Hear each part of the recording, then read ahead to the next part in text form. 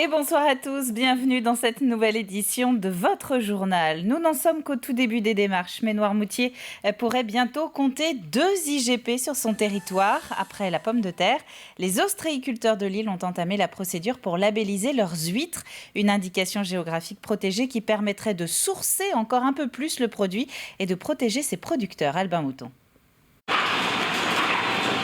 Chez ce producteur d'huîtres de Noirmoutier, les préparations pour la période de Noël ont déjà commencé. Les coquilles sont triées pour être renvoyées en mer. Des huîtres qui pourraient bientôt être reconnues par le label IGP.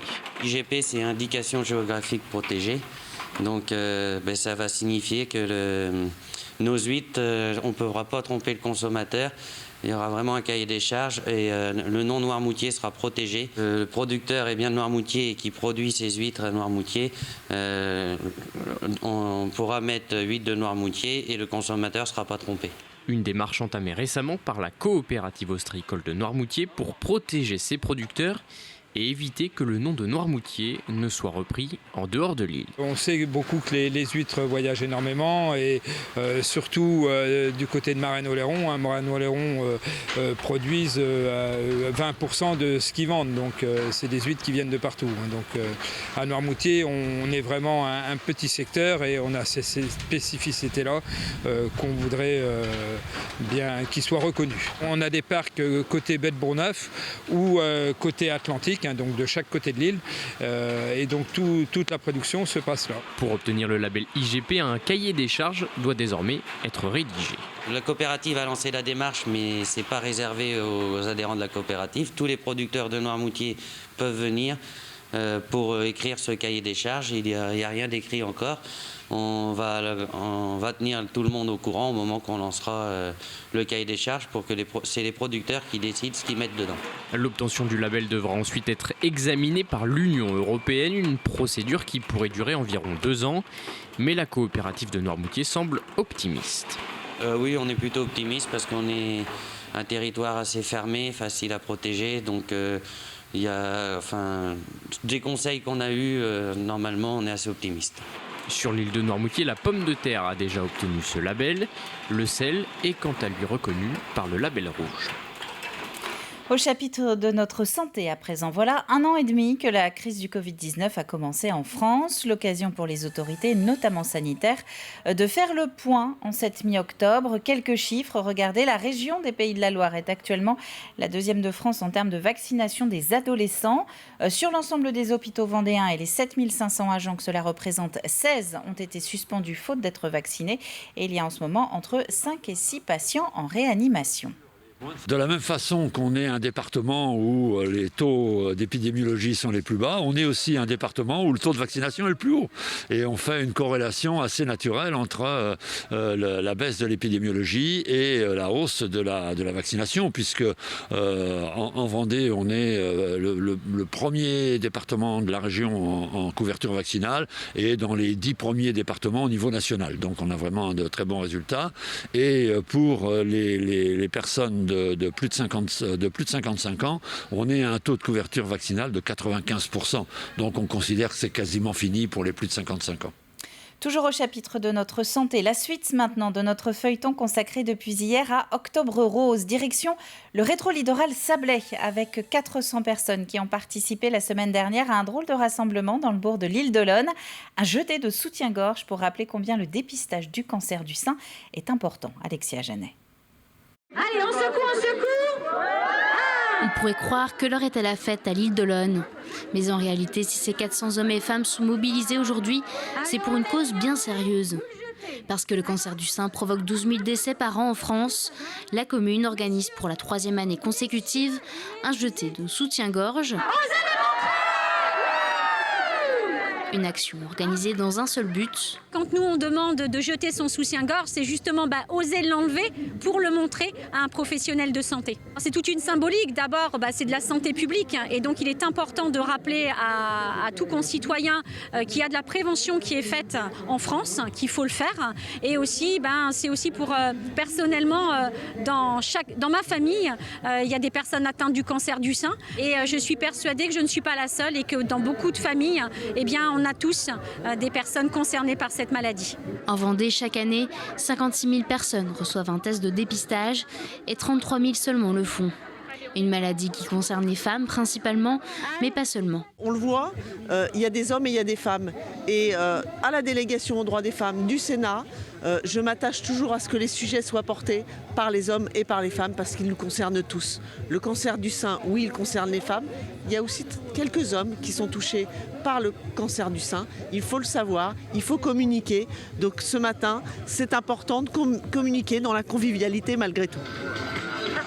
Et parmi les participants, des îlets sensibles à la cause, mais aussi des femmes qui ont vaincu le cancer et qui n'ont qu'une envie, éviter que d'autres ne vivent la même chose. J'ai eu un cancer du sein, voilà. Mais maintenant, je suis rétablie, ça fait 5 ans. Alors, je trouve que c'est bien, oui. C'est pour soutenir Colette et puis plein de gens qui ont le cancer ou qui sont guéris. Heureusement qu'il y en a qui sont guéris. Mais voilà, c'est pour tous ces gens-là. Et pour nous, peut-être qu'un jour, on ne sait pas ce qui peut nous arriver. Hein. Nous, les femmes, on est quand même... ça peut arriver à tout le monde, en fait.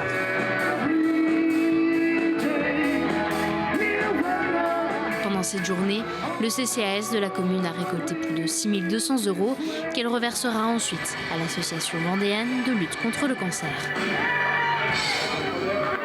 Et sachez qu'une femme sur 8 développe donc un cancer du sein au cours de sa vie, mais détecté assez tôt, il guérit dans 9 cas sur 10. Déploiement de caméras surveillance dans la ville, renforcement des équipes pour patrouiller de jour comme de nuit, mais aussi armement des agents. La ville des Herbiers a profité de la rentrée pour faire le point sur quelques nouveautés de sa police municipale. Une évolution des conditions de travail pour notamment faire face à la petite délinquance qui serait en hausse sur le territoire herbretais, mais aussi pour se protéger dans des cas de figure beaucoup plus graves. Écoutez. Le terroriste qu'il y a eu, c'est surtout dans des cas graves où quelqu'un qui pourrait sortir un fusil de chasse. Hein. On a quand même beaucoup de fusils en France. Ça peut être une situation comme ça ou un déférent qui dégénère. Le fait d'être capable de pouvoir au moins se protéger et montrer aussi aux personnes qui voudraient nous nuire qu'on peut répondre si vraiment ils veulent s'attaquer à nous. Ça les protège. Ça permet de rassurer aussi la population. Et encore une fois, les policiers, quand ils arrivent sur un fait un peu compliqué, le fait d'être armé, ça peut, on ne sait jamais, ça peut les aider à attendre la gendarmerie nationale. Et en cas de pépin, ils peuvent agir. J'espère que les armes ne serviront jamais. En tous les cas, on les a écoutées. Moi, je n'étais pas du tout favorable il y a quelques années. Aujourd'hui, compte tenu de ce qui se passe, j'ai changé d'avis. Et nos policiers, c'est-à-dire ceux qui nous protègent, méritent d'être protégés. Une nouveauté sur la communauté de communes Océan Marais de Mont. Un contrat territorial de relance et de transition écologique vient d'être signé. Un contrat qui allie et formalise développement du tourisme et défense de l'environnement sur ce nord-ouest vendéen qui est à 80% en espace naturel sensible. Plus de 80 projets sont ainsi recensés pour animer le territoire. Ils sont susceptibles d'être en partie financés par l'État. Ces projets sont dans les domaines, évidemment, de la transition énergétique, parce que c'est une priorité aujourd'hui avec les accords de Paris, les différentes lois qui ont été votées dans ce domaine. Rénovation énergétique des bâtiments, plan climat, air, énergie, on en a parlé. Développement également des énergies renouvelables, comme le photovoltaïque ici sur le territoire. Développement économique, puisque c'est un contrat de relance. Mais le développement économique, il n'est pas incompatible avec la transition écologique. Bien au contraire, les deux vont de pair. Et puis, la cohésion sociale et territoriale, notamment avec des dispositifs comme France Service qui permettent un égal accès aux services publics sur l'ensemble du territoire. Et puis, ça fait bientôt 50 ans que ça dure. Les Brousilles organisaient ce dimanche leur 43e fête à la Mogette. Un rendez-vous un petit peu moins dense que d'habitude du fait du contexte sanitaire, mais qui n'a pas dérogé à ses traditions. Battage et vente de mojettes ont bien eu lieu grâce à la mobilisation d'une quinzaine de parents d'élèves de l'école privée de la commune. Pierre Dalicieux. Des centaines et des centaines de kilos de mojettes qui partiront dans la journée, organisée par l'OGEC, l'organisation de gestion de l'école catholique des Brousilles. La foire à la mojette est devenue une institution. Et pour sa 43e édition, les parents d'élèves espèrent vendre un maximum de sacs de ce petit haricot blanc. Alors déjà celui-là est déjà quasiment vide. Ça représente 1 tonne déjà. Donc là il est pas très tard déjà. Donc en général les gens vont venir au fil de la journée.